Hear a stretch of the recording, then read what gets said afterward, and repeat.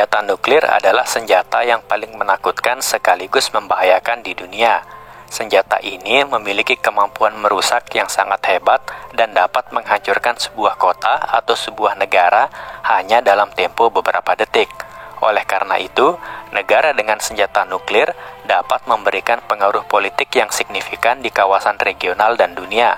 Saat ini, dunia internasional sangat khawatir senjata nuklir akan digunakan lagi oleh negara-negara seperti Iran dan Korea Utara yang mengembangkan dan beberapa kali melakukan uji coba senjata nuklir. Pertanyaannya ialah, apakah Indonesia mampu memiliki senjata nuklir? Jawabannya adalah belum mampu dan memang tidak diperbolehkan. Ada 4 alasan mengapa Indonesia tidak dapat mengembangkan senjata nuklir. Alasan pertama adalah alasan hukum. Indonesia dan 190 negara lainnya diikat oleh suatu perjanjian yang disebut dengan Traktat Non-Proliferasi Senjata Nuklir atau biasa disebut Non-Proliferation Treaty.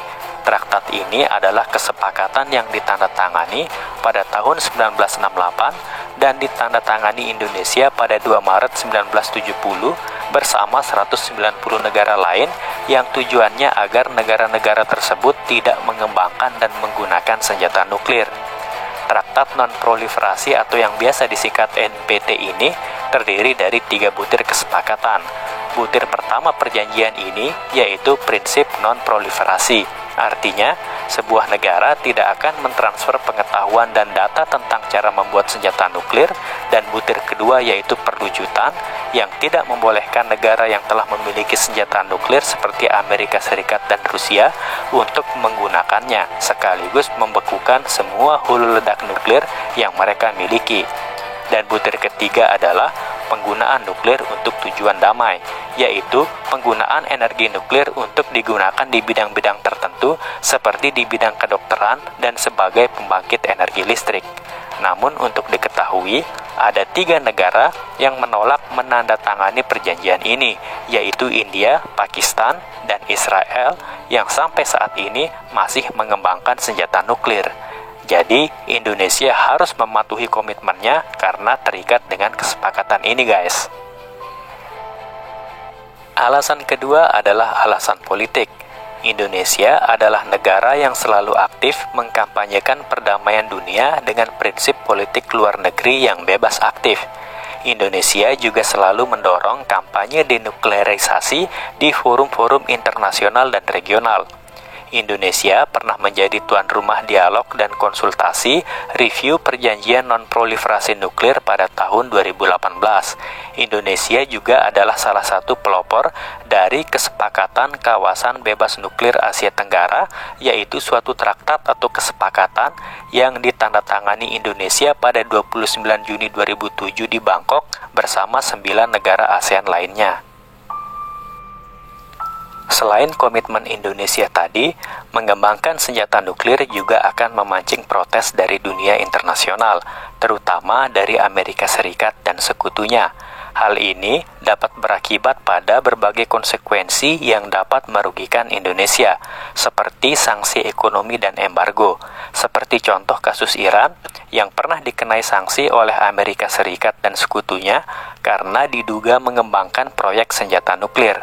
Negara ini mengalami krisis dan resesi ekonomi yang berkepanjangan dan sangat sukar untuk mengembangkan perekonomiannya.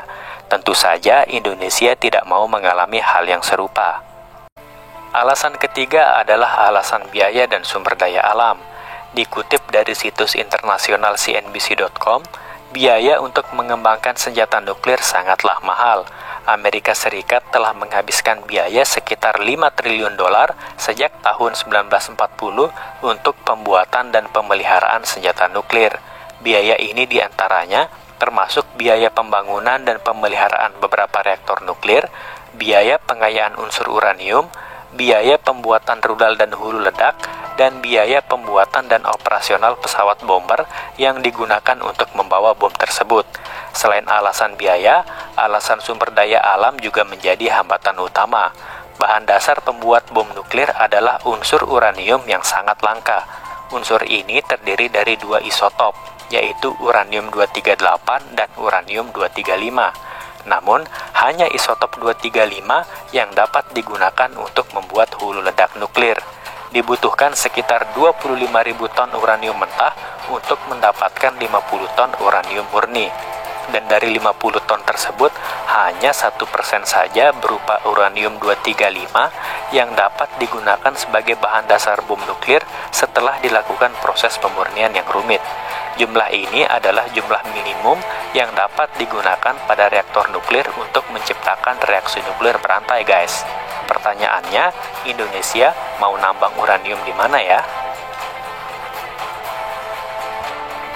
Alasan keempat adalah alasan geografis.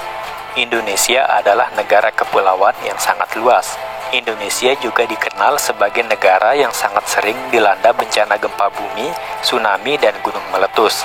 Hal ini dikarenakan secara geologis, posisi Indonesia yang banyak dilewati rangkaian pegunungan dan patahan-patahan pada kerak bumi.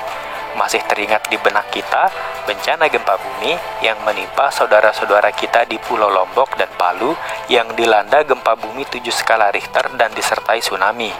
Nah, pusat reaktor nuklir sangat sensitif terhadap berbagai kerusakan dan guncangan yang ditimbulkan oleh bencana tersebut. Sebagai contoh, bencana gempa bumi dan tsunami yang melanda Jepang beberapa tahun silam merusak salah satu reaktor nuklir yang ada di kota Fukushima, Jepang. Kejadian gempa bumi dan tsunami setinggi 11 meter yang melanda pusat reaktor nuklir tersebut menyebabkan 4 reaktor utama di dalamnya dibanjiri air dan melepaskan panas yang sangat tinggi disertai pelepasan radiasi tingkat tinggi yang sangat membahayakan. Pemerintah Jepang pun terpaksa mengevakuasi 134.000 warganya yang berada pada radius 20 km dari pusat nuklir tersebut. Bencana nuklir ini disebut-sebut sebagai bencana nuklir kedua terbesar setelah tragedi nuklir Chernobyl yang menimpa Ukraina pada tahun 1986. Kira-kira aman tidak ya kalau Indonesia mengembangkan senjata nuklir? Ketik komentar kalian di bawah dan jangan lupa tekan tombol subscribe dan sampai bertemu pada video Polmil selanjutnya.